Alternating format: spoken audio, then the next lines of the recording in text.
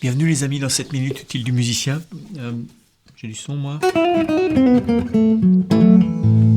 Yep.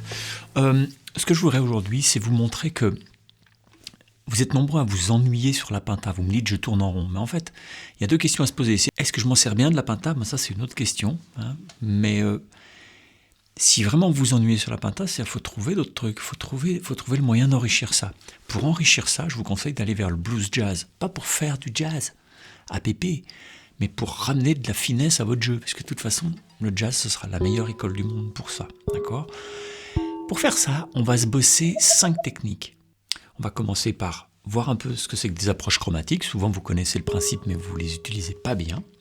On va voir aussi que le phrasé interne change beaucoup de choses, c'est-à-dire comment je tourne, quelle note je fais avant quelle note, dans quel sens je fais tout ça. On va voir qu'on peut bricoler d'autres gammes différentes, voire pas très différentes, mais qui peuvent amener beaucoup de couleurs. Et puis on va voir que les triades, c'est un outil complètement fabuleux pour amener un son jazzy, parce qu'on fabrique des petits personnages. Les triades sont comme des personnages.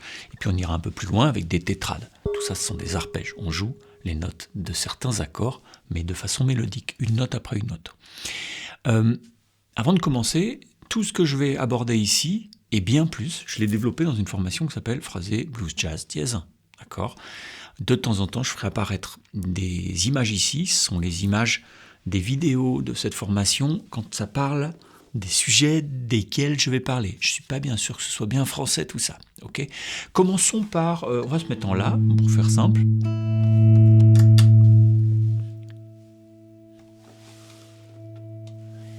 Et on va commencer par les approches chromatiques. Okay ? Si vous faites...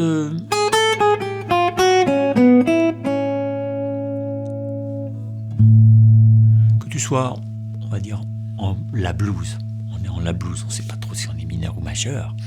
On joue sur des accords septièmes et plutôt une espèce, ou même un truc funky en La. Ok ? Tu vas pouvoir faire. Avant de comprendre les approches chromatiques, il faut comprendre quelle est la base du plan. Ici, la base du plan, c'est...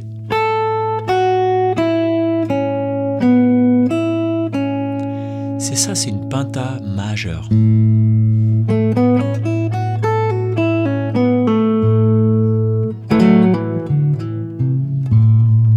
Ok, pinta majeure.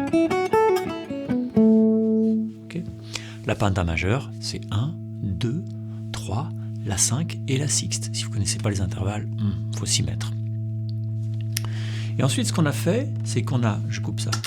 Ce qu'on a fait, c'est qu'on a... Au lieu de faire ça, on a fait... Donc, au lieu d'aller de là à là directement, j'ai fait... Tu peux le faire aussi. Tu peux le faire aussi. Tu peux le faire partout, hein, d'accord, c'est pas... On s'en fout des positions, on s'en tape complètement. Mais ici, avant cette note-là, j'ai joué une note qui n'a rien à foutre ici, dans une couleur blues, la septième majeure. Ouah, ça pique. Et je peux la jouer sous prétexte qu'après, je vais jouer celle-là qui est ma tonique. D'accord ? Comme je joue sur un accord avec une septième, j'aurais très bien pu aller par là. Ce qui compte, c'était cet effet de tension, résolution. C'est ça une approche chromatique. C'est, je suis juste à côté d'où il faut, et pof, je me mets où il faut. C'est hop, feinte, toc, cadrage, débordement. D'ailleurs, je vise celle-là, et ensuite je fais viser celle-là, la sixte, qui est dans la gamme pinta majeure, par-dessous. Donc là, approche, par-dessous, approche, par-dessus, approche, par-dessous, une carte, et je retombe sur ma gamme. Ok. Ça va donner... moi, je mets un petit peu plus de gamme. Ok. Ça va donner un peu de serpentage, de serpentinage. Ok. Pour le jazz, vous en avez de tous les sons, hein, d'accord ? Faut pas croire que c'est toujours un son de pépé. Hein. Vous avez et puis il y a de la très belle musique avec des sons un peu jazz typiques. Hein. Vous écoutez Wes Montgomery, des trucs comme ça, ou Grand Green, sa phrase de la mort qui tue, donc on s'en fout du son. Vous ayez votre son quand vous faites votre musique, puis quand vous écoutez de la musique, faut écouter la musique, d'accord? Et puis le son, si c'est pas un son qui vous plaît, c'est pas grave, il y a peut-être de la musique à apprendre, malgré le son qui ne vous plaît pas. Tiens, tant que j'y pense, n'hésitez pas à liker tout ça, je vous répète pas tout ça. Et ceux qui ont fait la formation déjà, parce qu'il y a des copains qui l'ont faite, et qui n'étaient pas copains et qui sont devenus copains du coup, n'hésitez pas à laisser un commentaire pour dire ce que vous en avez pensé, ce que ça vous a apporté, d'accord, ou ce que c'est en train de vous apporter parce que vous êtes en train de le travailler. Comme ça fait aux gens ils voient vraiment les avis de vrais gens, de vraies personnes. Quand on phrase, d'accord, donc admettons, on va se faire.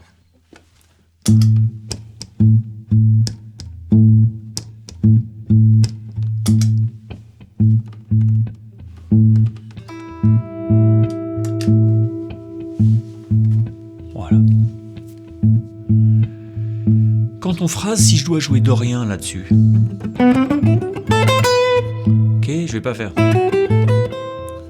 Ça sonnera difficilement bien parce que c'est trop conjoint. Je monte la gamme ou je la descends.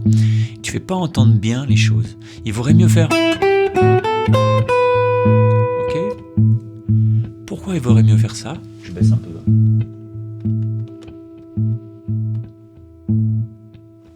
Il vaudrait mieux faire ça parce que alors tu vas mettre en valeur la sixte et la neuvième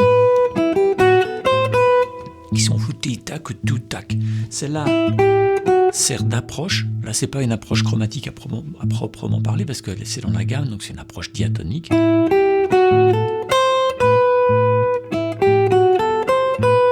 Et même, ce sera encore mieux, c'est-à-dire au lieu de faire 2 fois le même mouvement, tu fais. Donc là, c'est une double approche diatonique de la note de couleur, double approche de la note diatonique de couleur, la 6 et la 2. Ok. Les notes un peu colorées dans Dorien, c'est surtout la 6 et la 2, ok, la 9e et la 13e. Et donc on n'hésite pas à les mettre en valeur en évitant le diatonisme conjoint. Tu vois ?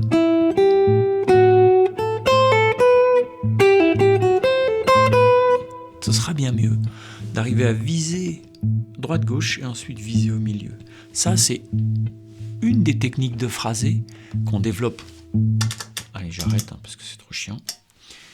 C'est une des techniques de phrasé qu'on développe dans la formation, avec des plans de plein de gens, des plans de guitaristes, de saxophonistes, de pianistes, tout ça. On va voir comment c'est fabriqué, d'accord ? Troisième technique, tu vas pouvoir utiliser une autre gamme. On peut en fabriquer plein. Dans la formation, j'en donne plein. Par exemple, même après... Ah tiens.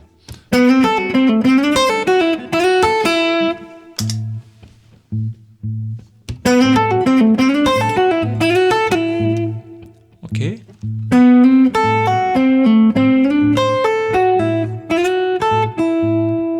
Ça.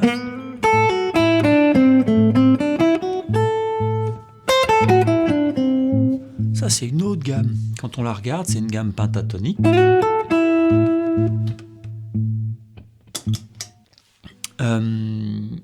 Quand on regarde ici,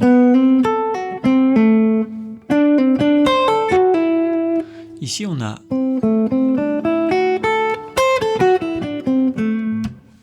une gamme penta mineure. C'est une gamme penta mineure, il y a 5 notes et elle est mineure. Mais on a remplacé la 7e mineure par une sixte majeure. Sinon, c'est la même. Penta mineur que vous connaissez. Penta mineur 6. Qui a une autre couleur, qui est très intéressante pour plein de choses. Vous l'entendrez pas mal chez Robben Ford, mais aussi chez d'autres gens comme Michael Brecker, que j'aime beaucoup. Et là, vous avez... Alors, il y a une petite approche ici.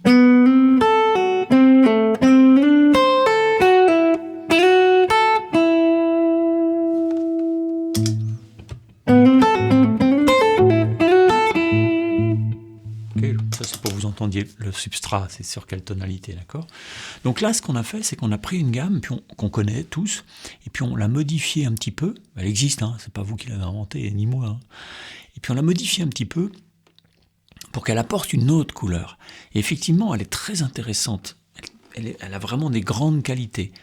Elle est très importante aussi pour d'autres choses dans le jeu out, par exemple. Mais bon, ça, on en parlera quand on sera grand.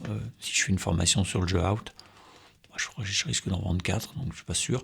Mais bon, c'est quand même une gamme très intéressante, d'accord? Donc apprenez ce plan-là. Et puis, dans la formation, je vous en donne d'autres.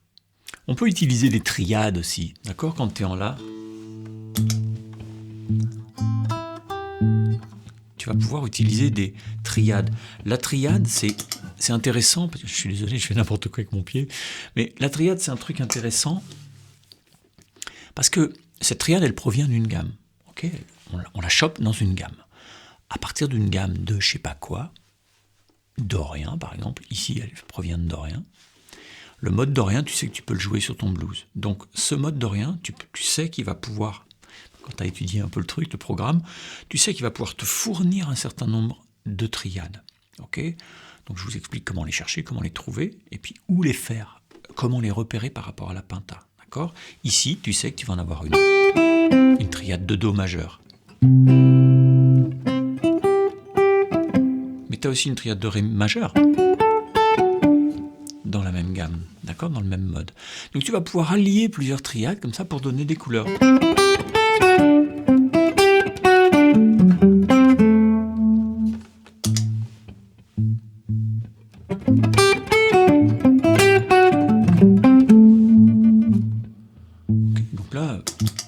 Pas compliqué ce que j'ai fait. Hein. J'ai fait une triade majeure de Do, une triade majeure de Ré, une triade majeure de Do, une triade majeure de Ré, celle-là, ok, elle fait partie, mais c'est aussi une approche de ça, une approche chromatique de ça. Okay, donc c'est ça qui est un peu finot.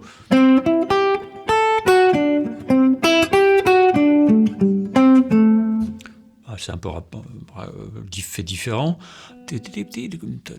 Ah oui, ok, j'ai fait ça.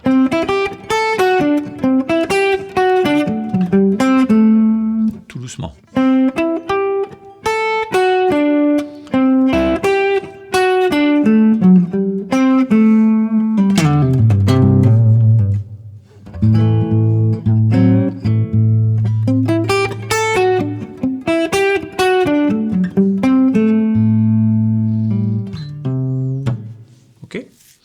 Ça sonne bien bluesy. Hein. La technique des triades pairs, on appelle ça. Bon, c'est une technique assez puissante et ça vaut le coup de le bosser les triades, en règle générale, c'est quelque chose qui va apporter beaucoup à votre jeu parce qu'une triade, c'est comme un personnage que votre oreille reconnaît. Il y en a plein partout, des triades, et votre oreille, même si elle n'est pas musicienne, elle reconnaît que ça, c'est une entité qu'elle a entendue depuis qu'elle est née, en fait, en gros. Les triades mineures et les triades majeures, les triades diminuées aussi, c'est des trucs hyper courants dans toute la musique. C'est une triade, d'accord ? Bon. Donc, le fait de jouer une triade, vous êtes en train d'improviser, votre esprit fait ping, d'accord ? Et donc, c'est vraiment un truc à travailler. Un autre truc à travailler, c'est triade, c'est un accord de 3 notes. Bon, il suffit de rajouter une 7e pour que ça devienne une tétrade. Ok ? Après, ça ferait pentade.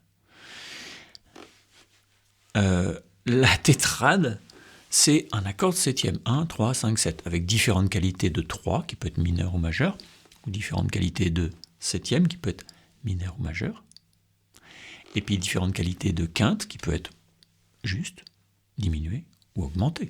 D'accord ? Nous, on pourrait...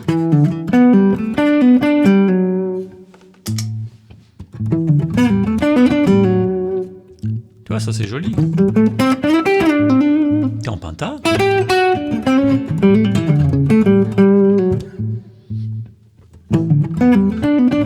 Ouais.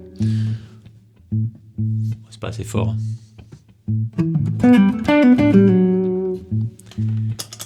fait ici. Ici, ça.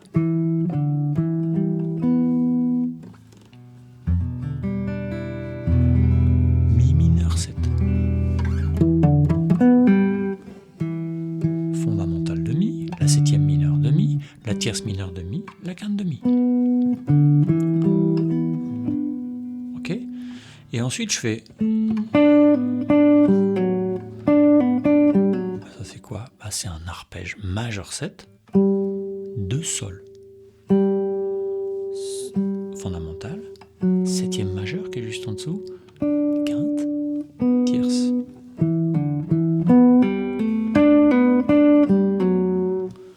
Et là, tu as quand même de la ligne qui fait pas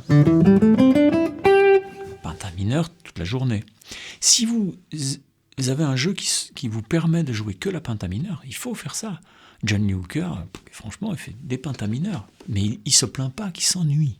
Tu comprends la nuance.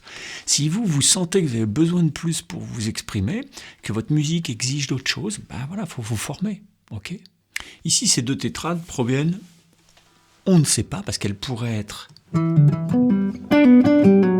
dans mixolydien et elles pourraient être dans dorien, parce qu'on n'a pas joué la tierce. Tant que tu n'as pas joué l'une ou l'autre, tu ne sais pas si tu es dorien ou mixolydien, parce que la seule différence qu'il y a entre mixolydien et dorien, c'est la tierce. D'accord ? Donc, en choisissant ces deux tétrades, là, comme ça, parce que j'ai voulu aussi vous donner un son un peu suspendu, c'est-à-dire que les triades, elles possèdent leur propre tierce, mais le son global de ces 2 tétrades, j'ai dit triade, voilà, de ces 2 tétrades ensemble, il est suspendu parce que par rapport à là, j'ai pas de tierce. Ok ? Donc, bon, ça c'est une magouille, c'est peut-être un peu trop dans le détail. Oubliez si vraiment ça vous paume. Okay ? Bon, en attendant, n'hésitez pas à aller voir cette formation qui est vraiment un programme vraiment structuré où on apprend. Là, je vous ai donné 5 techniques faciles, mais des vidéos sur des techniques, il y en a une trentaine, d'accord, dans cette formation. Donc on va décortiquer ça, le jeu en cartes et machin et trucs. Normalement, si j'ai eu le courage, je vous ai mis les images des vidéos de la formation ici. Comme ça vous montre un petit peu tous les sujets qu'on aborde. Okay ? Blues, jazz, phrasé, blues, jazz, dièse 1. Okay. Ben, bien sûr, il faudra d'autres formations pour jouer vraiment jazzy comme un tueur, mais c'est pas grave. On a toute la vie. Et puis, chaque chose en son temps. De toute façon, si tu prends pas le temps, tu le feras pas. Tu le feras pas bien. Le temps ne respecte pas ce qui se fait sans lui. Je sais plus qui a raconté ça, mais je trouve que c'est assez juste. Vous gagnerez pas de temps. Vous n'en perdrez pas. Vous l'occupez à ce qui est bon pour vous. Ok ? Je vous embrasse. Bye bye. Ciao.